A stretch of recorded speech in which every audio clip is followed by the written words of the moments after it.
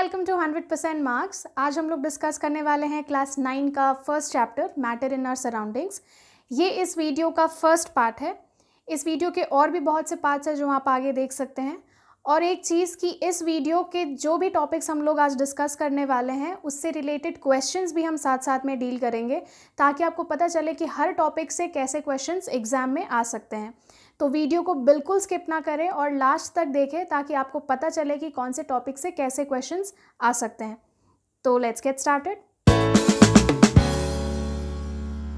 तो matter in our surroundings में जो वर्ड है मैटर, इसका मतलब हमें ज़रूर पता होना चाहिए, क्योंकि हम ये चैप्टर ही मैटर के बारे में पढ़ रहे हैं। तो जो खाना हम खाते हैं वो मैटर है, जो कपड़े हम पहनते हैं वो मैटर है, जिस पेपर पे हम लिखते हैं वो मैटर है, जिस पेंसिल से हम लिखते हैं वो मैटर है। तो आप अपने आसपास जो भी चीज़ देख रहे हैं वो सारे मैटर के ही एग्जाम्पल्स हैं। लेकिन इस मैटर की शुरुआत कहाँ से हुई है और इसको इनिशियली किन लोगों ने डिफ़ाइन किया है, ये भी पता होना चाहिए। तो पुराने ज़माने में जो ग्रीक फ़िलोसोफर्स और इंडियन फ़िलोसोफर्स होते थे, उनके हिसाब से मैटर 5 बेसिक एलिमेंट से बना हुआ होता था। ये 5 बेसिक एलिमेंट्स को संस्कृत में पंच तत्व भी कहा जाता था। तो ये 5 बेसिक एलिमेंट्स क्या क्या हैं? एयर, वाटर, स्काई, अर्थ और फायर। लेकिन आज के जो मॉडर्न साइंटिस्ट्स हैं, उनके हिसाब से मैटर की डेफिनेशन कुछ और है। तो इस पॉइंट पर हम चैप्टर के फर्स्ट क्वेश्चन में आ जाते हैं। तो फर्स्ट क्वेश्चन है डिफाइन मैटर, और ये एग्जाम में भी पूछा जाता है। तो मैटर का जो डेफिनेशन है वो ये है that matter is anything which occupies space and will have mass and can be perceived by any of our 5 senses. तो जिसका मतलब ये होता है कि मैटर कुछ भी ऐसा सब्सटेंस होना चाहिए जो कि स्पेस ऑक्यूपाई करे, जो कि जगह को घेरे और जिसमें मास प्रेजेंट हो, जिससे कि हम ये पता कर सकें कि वो सब्सटेंस भारी है या हल्का है, और उसको हम अपने किसी भी 5 सेंसेस से महसूस कर सकते हैं, फील कर सकते हैं, परसीव कर सकते हैं, उसको देख सकते हैं, टच कर सकते हैं, स्मेल कर सकते हैं। तो ऐसा कोई भी चीज़ अगर आपको दिखता है तो वो मैटर के कैटेगरी में रखा जाता है। तो ये है पहला डेफिनेशन, और ये डेफिनेशन या तो आपको याद कर लेनी होगी और समझ कर याद करिएगा तो ज़्यादा बेटर है। तो आई होप मैटर का डेफिनेशन आपको क्लियर होगा। तो मैटर के डेफिनेशन के बाद हम एक नेक्स्ट क्वेश्चन में आ जाते हैं, जो कि है that what are the conditions which is making a substance matter. तो मैटर हम किसी सब्सटेंस को कब बोलेंगे? जब वो ये सारे कंडीशंस को फुलफिल करेगा। तो क्या है ये सारे कंडीशंस? वो डेफिनेशन में ही हम लोगों ने पढ़ा था कि कोई भी सब्सटेंस को हम मैटर तब कहेंगे जब वो मास होगा उसमें, सेकंड कि जब वो कोई स्पेस ऑक्यूपाई करेगा, और थर्ड जब हम उसको अपने एनी ऑफ आवर 5 सेंसेस से उसको हम परसीव कर पाएंगे, महसूस कर पाएंगे। तो अगर कोई भी ये 3 कंडीशंस फुलफिल होता है तो फिर हम उस सब्सटेंस को मैटर कहते हैं। मैटर के डेफिनेशन में 2 टर्म्स का यूज़ किया गया है, मास और वॉल्यूम। तो इसका डेफिनेशन भी पता होना चाहिए और साथ साथ में एसआई यूनिट भी जानना चाहिए। अब एसआई यूनिट क्या होते हैं? एसआई यूनिट ऐसे यूनिवर्सली एक्सेप्टेड यूनिट्स होते हैं जो कि हम लोग ज़्यादातर फिजिकल क्वांटिटीज़ के लिए यूज़ करते हैं। तो चलिए जानते हैं कि इनका डेफिनेशन क्या है। So what is mass and what is it's SI unit? Mass is the amount of matter present in a substance, and उसका एसआई यूनिट है किलोग्राम, जिसको हम सिम्बॉलिकली केजी लिखते हैं। उसी तरीके से what is volume and what is it's SI unit? Volume is the space occupied by a substance and its SI unit is metre cube. और इसके दूसरे भी और भी बहुत से यूनिट्स हैं, जैसे कि litre, millilitre, centimetre cubes etcetera. इसमें भी वॉल्यूम को मेजर किया जाता है। इतने दूर पढ़ लेने के बाद हम लोग आराम से एनसीईआरटी इन टेक्स्ट क्वेश्चन नंबर 1 आराम से बना सकते हैं। तो इस क्वेश्चन में आपको कहा जा रहा है to classify the following substance as matter and segregate other substances which are not matter. तो मतलब आपको ये पूछा जा रहा है कि कौन से सब्सटेंस इसमें से मैटर के कैटेगरी में आएंगे और कौन से सब्सटेंस नहीं आएंगे। तो चलिए देखते हैं ये कैसे हो सकता है। तो इस आंसर में हम देख सकते हैं कि फर्स्ट कॉलम में जिन सब्सटेंसेस को रखा गया है वो मैटर के कैटेगरी में आते हैं, और जो सेकंड कॉलम में आप वर्ड्स लिखे हुए देख रहे हैं वो सब मैटर के कैटेगरी में नहीं आते हैं। क्यों नहीं आते हैं? क्योंकि ये सारे जो टर्म्स हैं ये सब हम फीलिंग्स या इमोशंस के लिए यूज़ करते हैं, और ये सारे जो टर्म्स हैं वो कोई भी मास ऑक्यूपाई नहीं कर रहे हैं, कोई स्पेस ऑक्यूपाई नहीं कर रहे हैं, इसीलिए इनको हम मैटर की कैटेगरी में नहीं रखेंगे। एक चीज़ आप यहाँ पर देख रहे होंगे कि आपको यहाँ दिख रहा है स्मेल ऑफ परफ्यूम और स्मेल।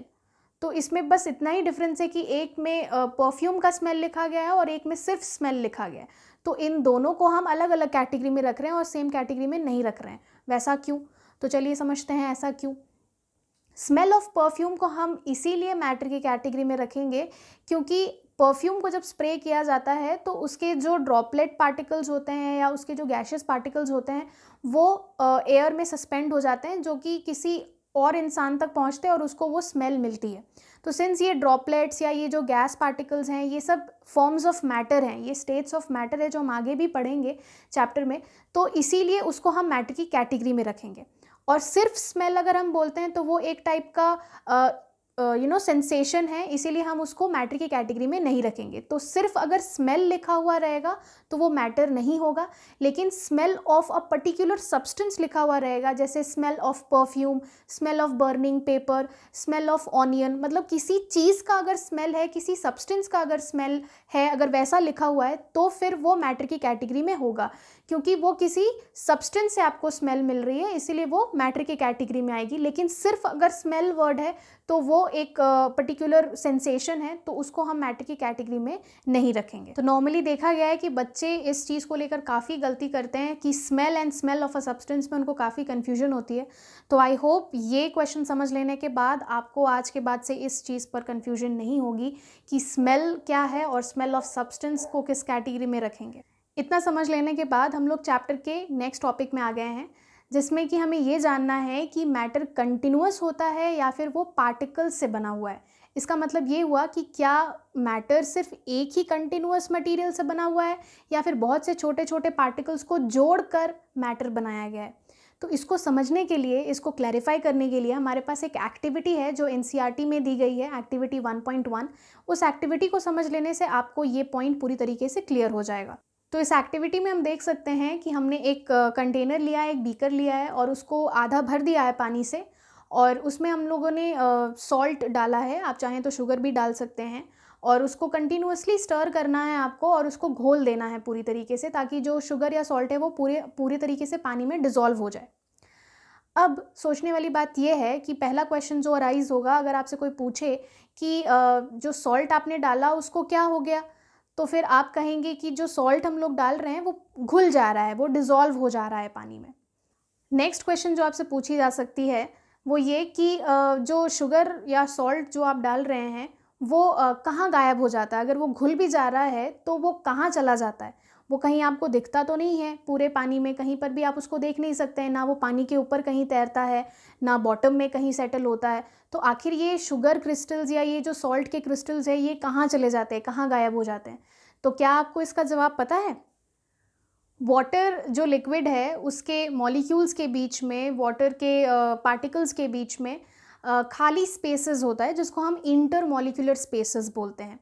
तो मॉलिक्यूल्स के बीच में ये जो खाली जगह है, यहाँ पर जाकर शुगर या सॉल्ट के पार्टिकल्स जाकर खुद को सेटल कर लेते हैं। सबसे पहली बात, जब आप शुगर या सॉल्ट को डिज़ोल्व करते हैं, उसको स्टर करते हैं, तो सबसे पहले वो खुद को millions and millions of smaller particles में खुद को ब्रेक कर लेता है। और ये जो छोटे छोटे पार्टिकल्स हैं शुगर और सॉल्ट के, ये पानी के बीच जो प्रेजेंट खाली सब स्पेसेस हैं, ये जो खाली जगह है जिसको हम इंटरमॉलिक्यूलर स्पेसेस बोलते हैं, वहाँ जाकर ये सेटल हो जाते हैं और खुद को अकोमोडेट कर लेते हैं। तो इसीलिए आपको ये जो शुगर पार्टिकल्स हैं या जो सॉल्ट पार्टिकल्स हैं आपको कहीं दिखाई नहीं देते हैं, वो डिसअपियर हो जाते हैं सडनली घोल लेने पर। तो इसीलिए आप इनको देख नहीं पाते हैं सॉल्यूशन में कहीं पर भी। नेक्स्ट जो आपसे पूछा जा सकता है कि क्या शुगर और सॉल्ट को डिज़ोल्व करने से पानी का लेवल कुछ चेंज होता है, क्या पानी का लेवल घट जाता है या पानी का लेवल बढ़ जाता है? तो इसका जवाब होगा नहीं। पानी का लेवल बिल्कुल कांस्टेंट होता है, जितना पानी आपने पहले लिया था उतना ही पानी बाद में भी रहेगा। तो ऐसा क्यों? पानी का लेवल इसलिए कांस्टेंट रहता है क्योंकि जो शुगर पार्टिकल्स है या जो सॉल्ट पार्टिकल्स है वो इंटरमॉलिक्यूलर स्पेसेस में जाकर सेटल हो जाते हैं, जिसके वजह से पानी का लेवल जो है वो इंक्रीज़ नहीं होता है।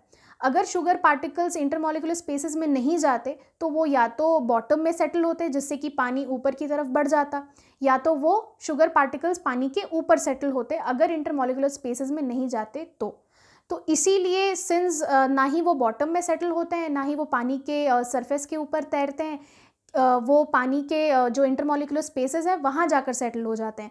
इसीलिए पानी का लेवल बिल्कुल भी इंक्रीज़ नहीं होता, पानी का जो कांस्टेंट लेवल है उतना ही मेंटेन रहता है। तो इस एक्टिविटी से हम ये समझ रहे हैं कि मैटर का हमेशा एक पार्टिकल नेचर होता है, मैटर हमेशा पार्टिकल से बना हुआ होता है। तो हम ये कैसे जान रहे हैं?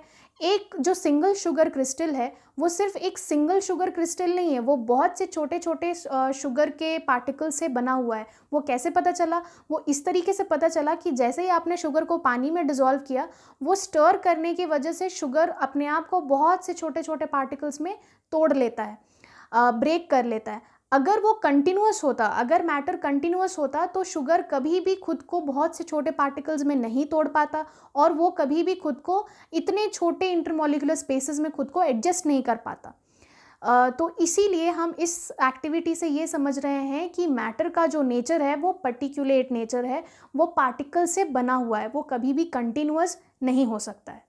ये इस चैप्टर का फर्स्ट पार्ट था। आगे और भी पार्ट्स हैं जो हमारे चैनल पर जल्दी ही अपडेट हो जाएंगे। वो पार्ट्स आपसे मिस ना हो जाए, उसके लिए आपको हमारे चैनल को सब्सक्राइब करना होगा और बेल आइकन को भी दबाना होगा ताकि उन वीडियोस की नोटिफिकेशन आप तक सबसे पहले पहुंचे। So till then keep learning, happy learning.